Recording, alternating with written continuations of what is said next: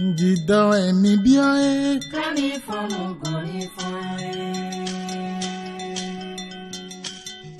Não, didão é mi bien. Canifono gonifoe.